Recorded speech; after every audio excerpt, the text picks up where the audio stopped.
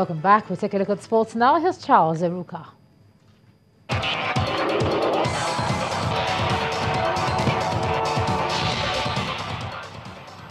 Welcome to Sports News. It's double delight for Nigeria's Super Sand Eagles today, who earlier this evening qualified for the 2019 FIFA Beach Soccer World Cup holding in Paraguay, while also advancing to this final of the Beach Soccer Africa Cup of Nations in Egypt. The two-time African champions beat the hosts, Egypt, 7-6.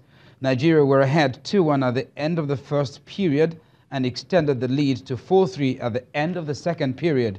They held on to their lead and finished the third quarter 7-6 to be the first country to qualify for the World Cup. Nigeria's Abu Aziz scored 4 of the goals for the Sand Eagles to take his tally for the country to 100.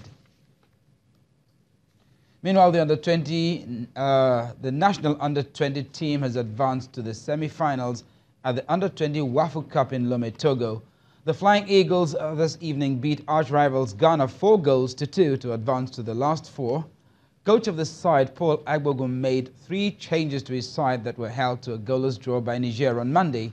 Ghana's Emmanuel Toku got the opener for the Black Starlets, but the Nigerian side leveled scores thanks to a Maxwell Effiong brilliance on the stroke of half-time. The Flying Eagles came back stronger on the resumption of the second half, with Abubakar Babao getting the second from the penalty spot, while Wasiu Alalade and another from Effiong took the game beyond the reach of the Ghanaians. Nigeria will now face Group A runners-up Mali in the last 4 on Friday. And in the UEFA Champions League, CSKA Moscow have secured a superb 3-0 win away to the already qualified Real Madrid in the final round of matches in the group phase, but the Russian side were still pipped to a Europa League spot by Victoria Pilsen. In Group E, German side Bayern Munich beat Dutch side Ajax 3-2 at the Johan Cruyff Arena. Both sides have, however, qualified for the knockout stages before the final round of matches, with the Germans finishing top of the group.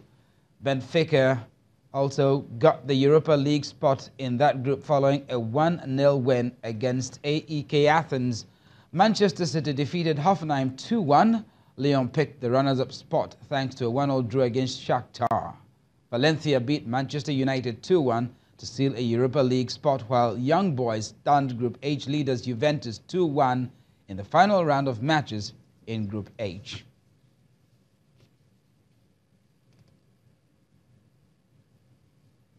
And that's it on Sports News, and it's back to Ijoma with the rest of the news at 10.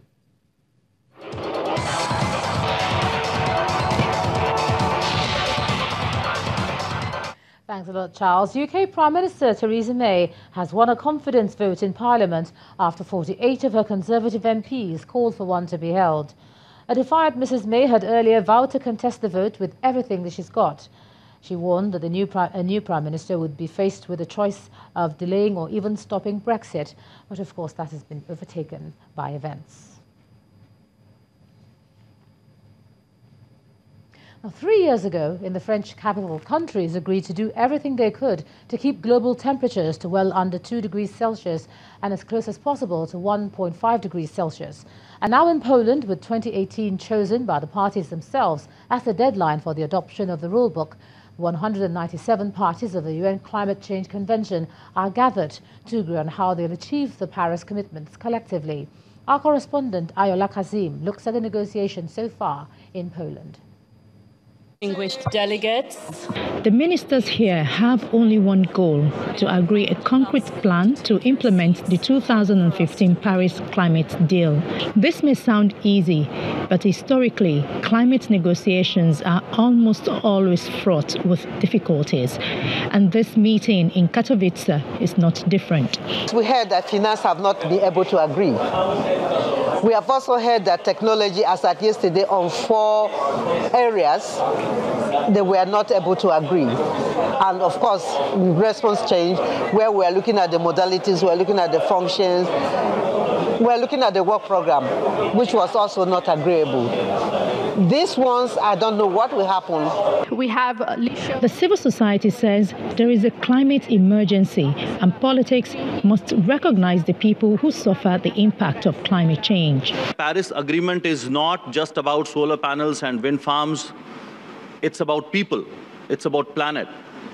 If we are going to assess the Paris Agreement without talking about people, without looking at how impacts are being addressed by countries and by this global system, we will fail in our responsibility in implementing Paris Agreement in toto.